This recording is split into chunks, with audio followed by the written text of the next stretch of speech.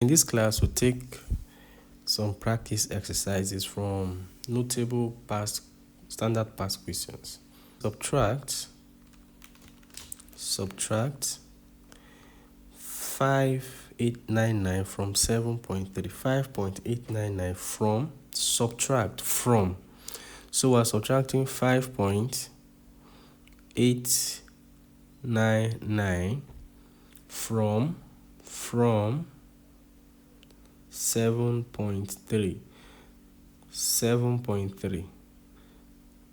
So take note that this does not mean 5.899 minus 7.3. Rather, it means 7.3 minus 5.899. 5.899. Okay. Now, if you take a look at this question, you see how this is arranged. When you add or subtract decimals, the position of the decimal in all of the numbers must be at the same position. Okay, so all of them must be lined up. That's how you arrange. Okay, you don't arrange from the right or from the left. You arrange from a point such that all the decimals in all of the numbers must line up. So here we have 7.3 and 5.899.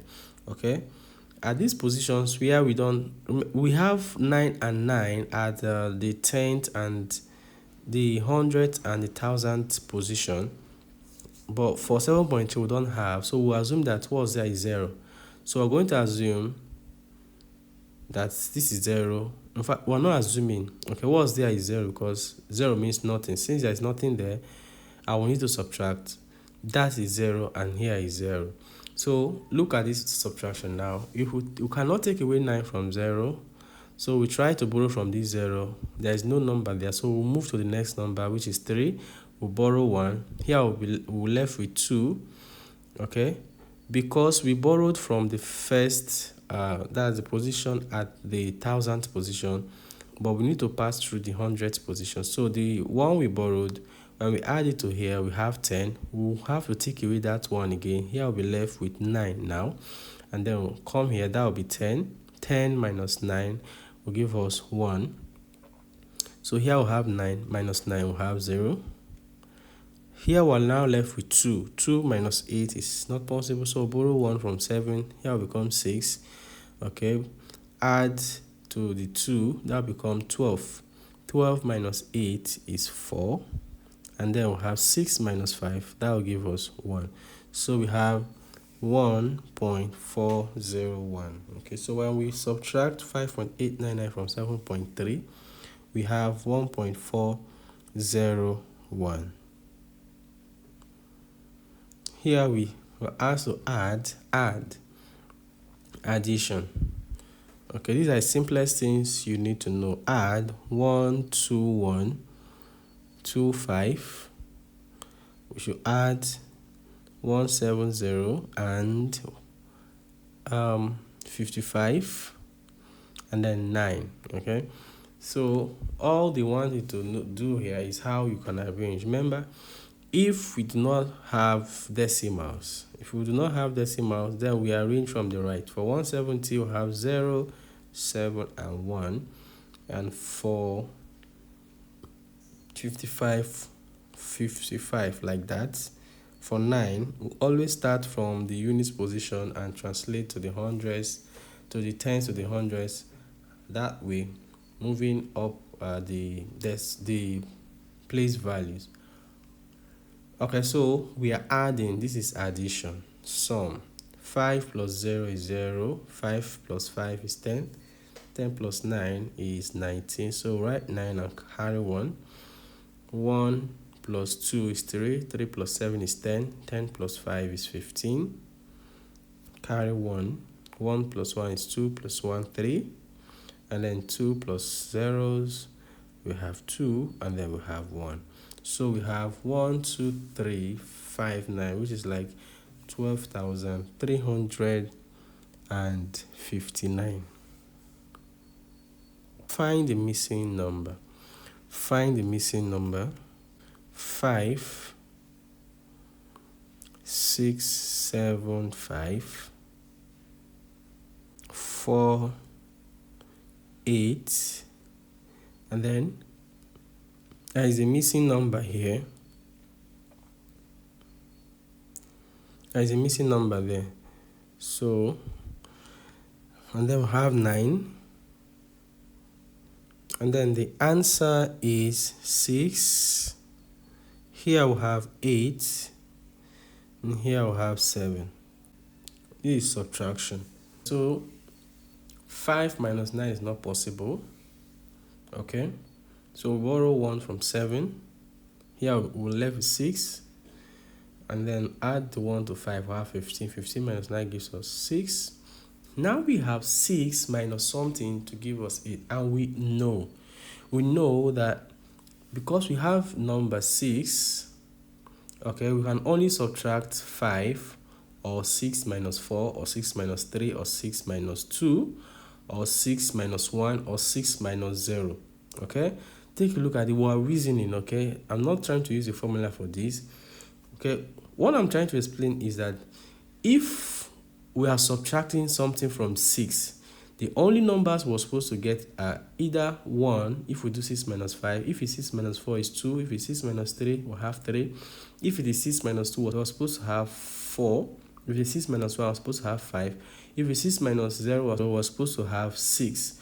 Which means 6 minus something is not supposed to be any number bigger than 6. Okay? But we have 8, which means we need to borrow. Okay, when we borrow 1 here, since we have a number that is bigger than 6, it means we subtracted a number that is bigger than 6 from 6. And you know what it is. When we did 5 minus 9, because 9 is bigger than 5, we need to borrow before we can take away a number that is bigger than 5. Okay, since we're having an 8, and having an 8 means we're subtracting a number that is bigger than 6. Which means we need to borrow 1 here. Okay, if we borrow 1 here, we're going to have 16 here, and here I'll be left with 5. So 16 minus something. So 16 minus a number, okay, minus a number will give us 8. What number is that? Obviously, it's going to be 8. So 16 minus 8 is 8. So that position there is 8, okay? And you can see we have 5 here. 5 minus 8 is not possible. Borrow 1 from here. Now we're left with 4. Now we have 15. 15 minus 8 will give you 7. And then 4 minus 4 will give you 0. So we're correct with this. Okay, I hope you understand the reasoning behind this question.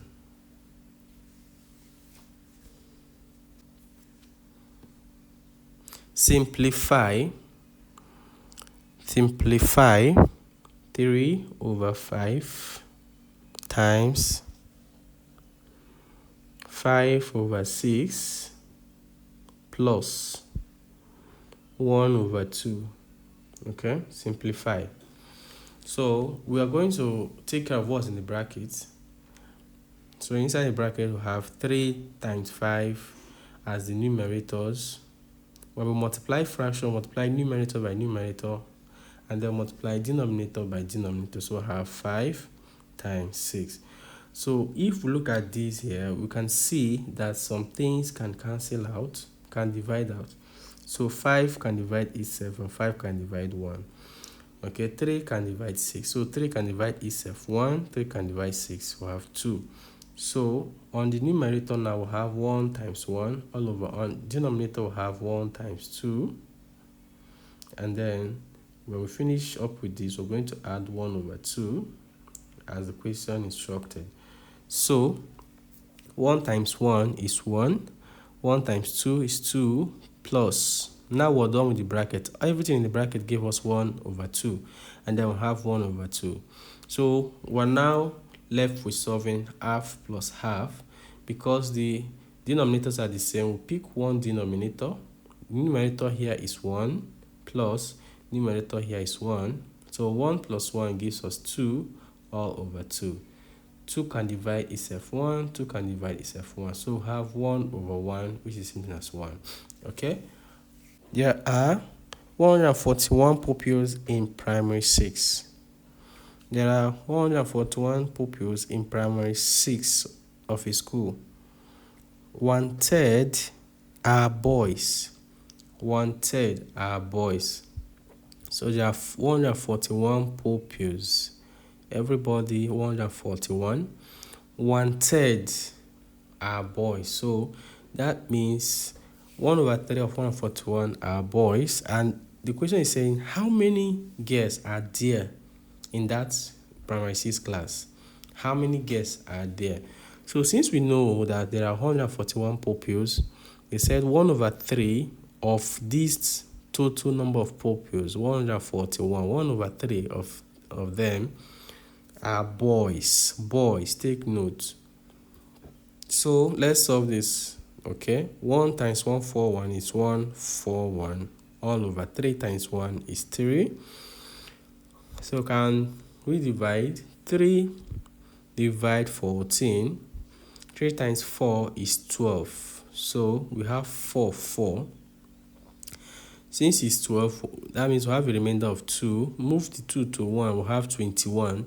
If 3 divides 21, we'll have 7. So we'll have 47 boys. These 47 are boys. So 141 divided by 3 is 47. Please take note of that. You can confirm that using your long division. So if we have 141 total number of pupils, and then the boys are 47, which means that if we take away the number of boys from the total number of students, we're going to have what's left to be the number of girls. So 141 minus 47. 1 minus 7 is not possible. Here we'll borrow 1. Here I'll be left with 3. Okay, so 11 minus 7 is 4. Here is 3 minus 4. Borrow this 1 left here. That will be 13. 13 minus 4 is 9. So we have 94 girls. Let's take a look at this question. This question comes from proportion. It says 6 men can dig a ditch for 4 days. How many men can dig the same ditch in 3 days? Okay. So to solve this kind of problem, we said 6 men will dig a ditch in 4 days. So 6 men take 4 days. Now they're asking how many men.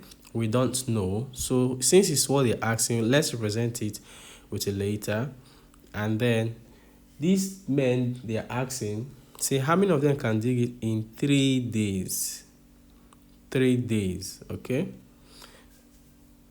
So if 6 men can dig a ditch in 4 days, how many men will dig that same ditch in 3 days? So this is an indirect proportion, okay? What that means is that is a kind of situation when one quantity being decreased causes another quantity to be increased. Take a look at this question. If a number of men are digging something, the more the number of people, the lesser the number of days is going to take. The more the number of men, the lesser the number of days is going to take to dig, because if more people are doing something, it will take lesser time to do it. And if lesser people are doing something, it will take more time to do that particular thing. So take for instance, if you want to arrange all the books in a library, if 5 students are arranging all the books in a library, and then we'll have a second scene where 50 people are arranging the books in the library, which of these two scenarios will the arrangement be faster? It will be the second, where we have 50 people arranging. So when there are more people doing a particular task, it will take them smaller time. So more people leads to smaller time, and less people leads to bigger time. So this kind of relationship is called indirect proportion. Indirect is the opposite of direct, where indirect, when one quantity is increasing, the other quantity will also be increasing, or when one quantity is decreasing, the other will also be decreasing. So that is direct. So in indirect, we use multiplication, and in direct we use division, which is same thing as ratios. So here we have 6 times 4 will be equal to 3 times y. Okay, 6 times 4 will be equal to 3 times y. So 6 times 4 is 24. 24. Okay, 3 times y is 3y. We'll divide both sides by 3. If we do that, we'll have 24 over 3 is equal to 3y over 3. So 24 divided by 3 is 3 times 7 is 21. 3 times 8 is 24. So 8. So that will give us the value of y. Y is equal to 8. So it's going to take 8 men to dig it in 3 days. 8 men. So you can see 6 men dug that ditch, okay, in 4 days. So when 4 reduced to 3, 6 increased to 8. So that's indirect proportion. This equation, Q minus 18 is equal to 72. So find the value of Q. Okay, Q is a variable or the unknown. It's just like your X or Y. They just decided to use letter Q. Here we'll have minus 18. So the additive inverse of minus 18 is plus 18. So to remove 18 from the left hand side, we have to add 18 plus 18. And because we added 18 to the left hand side, we'll also add 18 to the right hand side. So this method is called balance method. So minus 18 plus 18 is 0. These are called additive inverse. Additive inverse we sum to 0. So what we're left on the left hand side is Q. 72 plus 18. 8 plus 2 is 10. Carry 1. Okay, 7 plus 1 is 8 plus 1. We have 9. So 90 is the value of Q. Alright, so in this question, I spent 7 over 32 of my income on housing, 1 over 4 of it on food, and 1/8 on transport. What fraction of my income did I have left? Okay, now anytime you hear of what fraction is left, take note of this. This is going to save you a lot of time. Once the last question is what fraction is left? What fraction is left means 1 minus the sum of every other fraction that has been given to you. In this case, they said I've spent 7 over 32. I've also spent 1 over 4. I've also spent 1 over 8. Okay? I'm not interested in how much was my money, because the last question says what fraction is left. Okay, they didn't ask how much did I spend on food or how much did I spend. So it's not necessary to know how much my initial money was or anything like that. So I'm just interested in knowing the sum of these fractions. Okay, so here we have 32, 4, and 8. We'll have to find the LCM of 32, 4, and 8. So look for a number that can divide all of these at the same time, or if you can't find, look for a number that can divide one of them in turns. So here we know that yes, 2 can divide all of them, 4 can divide, 8 can divide, but let's start with 2. If 2 divides 32, we have 16. If 2 divides 4, we have 2. If 2 divides 8, we have 4. 2 can still go, we have 8. If 2 divides 2, we have 1. If 2 divides 4, we have 2. 2 can still go to give us 4 here. We still have 1 here. If 2 divides 2, we still have 1. 2 can still divide again. If 2 divides 4, we have 2, 1, and 1. If 2 divides 2, we have 1, 1, and 1. Once we have all ones, we stop the division and then we take the numbers we used to divide. So we have 2 times 2 times 2 times 2 times 2. Okay? 2 times 2 times 2 times 2 times 2. That's 2 in 1, 2, 3, 4, 5 places. 2 times 2 is 4. 4 times 2 is 8. 8 times 2 is 16. 16 times 2 is 32, which means our LCM is 32. So our LCM is 32. If 32 divides 32, we have 1. Use that 1, multiply the numerator to get an equivalent fraction. So 1 times 7 is 7. Okay, see what I'm doing? 4 divides 32. We have 8 because 4 times 8 is 32. So it means that if 32 is divided by 4, we're going to have 8. So use that 8 and multiply the numerator. 8 times 1 is 8. Okay? 8 divide 32. Remember, I'm not saying 8 divided by 32. I say 8 divide 32. The other way to say is 32 divided by 8 is 4 because 8 times 4 is 32. So if 32 is divided by 8, you have 4. Use that 4, multiply the numerator. 4 times 1 is 4.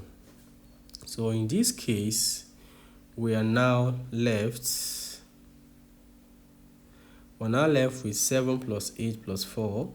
7 plus 8 is 15. 15 plus 4 is 19 over 32. Okay, this is the sum of all the fractions. Now to find what is left, what fraction of my money is left, okay? What fraction is left? We're going to say 1 minus the sum of all of this gave us 1 over 32. Okay, so here our LCM is 32 again. You can say this is over 1. If 32 is divided by 1, we have 32. Use 32 to multiply the numerator. We're going to have 32 here. Minus, if 32 divides 32, we have 1. Use this 1 and multiply the numerator. We have 19 because 1 times 19 is 19. 32 minus 19. So 32 minus 19. 2 minus 9 is not possible. Borrow 1 from here. Here we'll be left with 2. It becomes 12.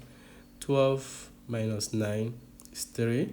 2 minus 1 is 1. So we have 13 over 32. 13 over 32.